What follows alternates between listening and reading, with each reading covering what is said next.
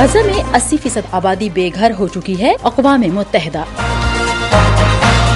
Nitin Yahoo پر غزہ کی پٹی میں اسرائیل کی جاری جارحیت کی وجہ سے ممکنہ طور پر جنگی جرائم کے لیے مقدمہ چلایا جائے گا، ترک صدر۔ کوپ 28 کانفرنس میں صحت عامہ کے لیے پہلی بار ایک دن مختص۔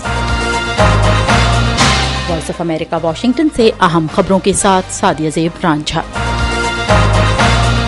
اسرائیل نے غزہ کی پٹی کے دوسرے بڑے شہر کے ایک حصے میں رہنے والے لوگوں سے پیر کے روز انخلا کی اپیل کی، کیونکہ اسرائیلی فوجی حماس کے عسکریت پسندوں کو نشانہ بنانے کے لیے زمینی لڑائی اور فضائی حملے کر رہے ہیں۔ اسرائیلی فوج نے خان یونس کے شمال مشرقی علاقے کے لوگوں سے کہا ہے کہ وہ اپنی حفاظت کے لیے وہاں سے نکل جائیں اور جنوب کی جانب دور دراز علاقوں کی جانب چلے جائیں۔ اقوام متحدہ نے بھی غزہ میں انسانی صورتحال کے بارے میں خبردار کیا ہے، جس میں اندازے کے مطابق 80% آبادی بے گھر ہو گئی ہے اور بہت سے لوگ ان پناہ گاہوں میں رہنے پر مجبور ہیں جو گنجائش سے زیادہ بھر چکی ہیں۔ اسرائیل اور حماس کے درمیان ایک ہفتے تک جاری رہنے والی جنگ بندی کے جمعے کی صبح خاتمے کے بعد سے اکتوبر میں حماس کے حملے کے بعد سے غزہ میں ہلاکتوں کی تعداد میں اضافہ ہوا ہے۔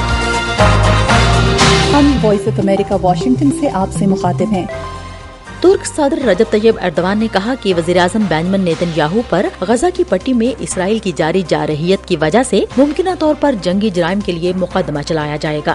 Avrupa'nın birçok ülkesinde göçmen nüfusun Istanbul میں اسلامی تعاون کی تنظیم کی کمیٹی کے اجلاس سے خطاب میں ایردوان نے کہا کہ نیتن یاہو نے اعتراف کیا ہے کہ وہ توسیع پسندانہ پالیسیوں پر عمل پیرا ہے۔ انہوں نے مزید کہا کہ اس وقت غزہ کا دفاع خطے کے دیگر اسلامی شہروں کے دفاع کے مترادف ہے۔ ترکی تنازع کے 2 ریاستی حل کی حمایت کرتا ہے۔ اسرائیل کی جانب سے ترکی کے صدر کے اس بیان پر کوئی رد عمل نہیں آیا۔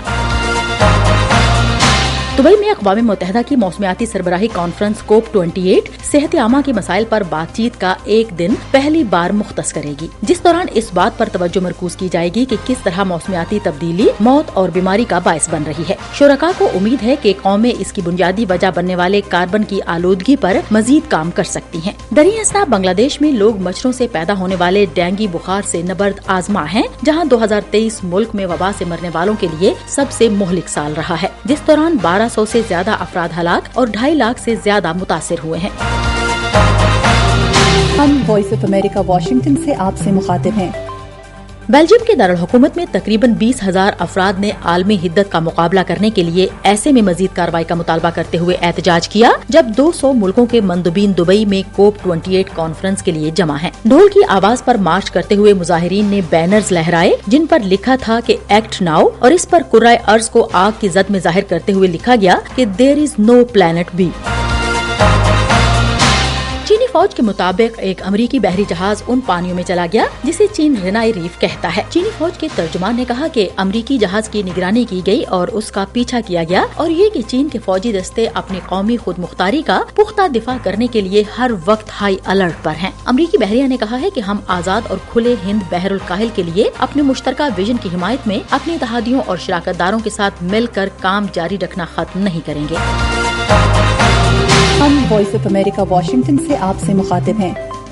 انڈونیشیا میں مغربی سماٹرا میں ماراپی آتش فشاں پھٹنے کے بعد 11 کوہ پیما ہلاک ہو گئے، جبکہ 1 درجن سے زیادہ لاپتہ ہونے والوں کی تلاش کو حفاظتی خدشات کے باعث عارضی طور پر روک دیا گیا ہے۔ 2891 میٹر اونچا آتش فشاں سماٹرا جزیرے پر سب سے زیادہ فعال آتش فشاؤں میں سے ایک ہے۔ حکام نے الرٹ کو دوسری اعلیٰ ترین سطح تک بڑھا دیا اور رہائشیوں کو آتش فشاں سے 3 کلومیٹر دور رہنے کا کہا ہے۔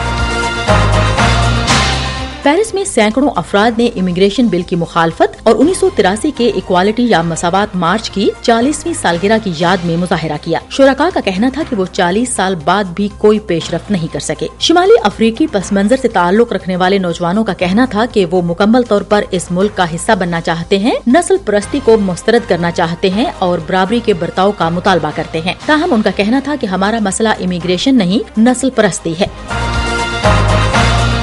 اس کے ساتھ ہی اہم خبروں کا یہ بلیٹن اب ختم ہوتا ہے۔ سعدیہ زیب رانجھا اور ایڈیٹر بہجت جیلانی کو اجازت دیجیے۔